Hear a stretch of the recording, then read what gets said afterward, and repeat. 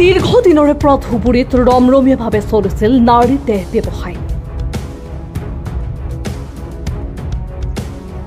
নাৰী দেহ ব্যৱসায়ৰ ঘাটি উৎখাত স্থানীয় ৰাইজৰ।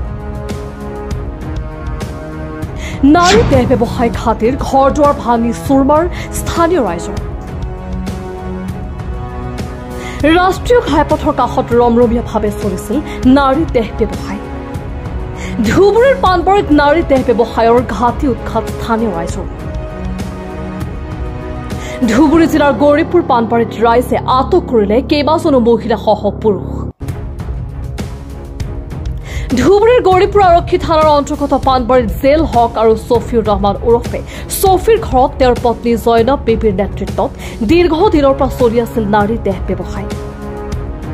স্থানীয় ৰাইজে বহুবাৰ বিৰোধ কৰাৰ পিছতো অবৈধভাৱে ব্যৱসায় চলাই গৈছিল পৰিয়ালটোৱে। কিন্তু আজি ৰাইজ অতিষ্ঠ হৈ ৬-৭জনী মহিলা আৰু ৫জন পুৰুষ আটক কৰিবলৈ সক্ষম হয়। উত্তেজিত ৰাইজে নাৰী দেহ ব্যৱসায় ঘাটিৰ ঘৰ দুৱাৰ ভাঙি চুৰমাৰ কৰাৰ লগতে বিচনা পত্ৰ আদি জ্বলাই দিয়ে। পিছত গৌৰীপুৰ আৰক্ষী ঘটনাস্থলীত উপস্থিত হোৱাত ৰাইজ প্ৰতিবাদ সাব্যস্ত কৰি নাৰী দেহ ব্যৱসায় বন্ধ কৰক, জেল হক আৰু ছফিউৰ ৰহমানক শাস্তি প্ৰদানৰ দাবী জনায়। গৌৰীপুৰ আৰক্ষী নাৰী দেহ ব্যৱসায়ৰ লগত জড়িত ৬জনী মহিলা আৰু ৫জন পুৰুষক আটক কৰি থানালৈ লৈ যায়। উল্লেখযোগ্য যে প্ৰতিবাদী ৰাইজৰ অভিযোগ মতে পৰিয়ালটোৱে বহুদিনৰ পৰা অবৈধভাৱে এই ব্যৱসায় চলাই গৈছিল। মোৰ ঘৰ ইয়াতে, মই ইয়াতে থাকোঁ। মোটামুটি ১০-১২ বছৰলৈকে আমি শুনামতে ইয়াতে ৰেণ্ডিখানা চলি আছে।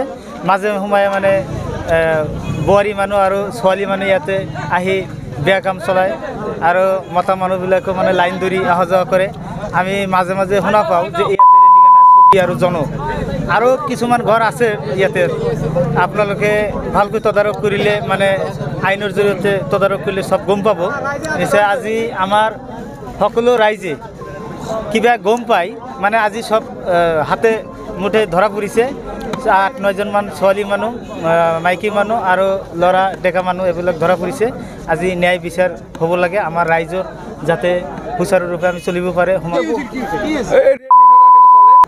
বহুদিন চলে মানে না কি করো সবই তো কওয়া হয়, বহুদিন ধরে চলে মানুষদারি। আজি বলে রেডিবিলাক সব ধরা পড়েছে, পাবলিকে ধরিছে সরকার। কি করেছে এওঁলোকে পাবলিক বিলাকে ধরার পিছত থানা পরে আহি লৈ গল। নিউজ ডেস্ক রিপোর্ট, নিয়মীয়া খবৰ।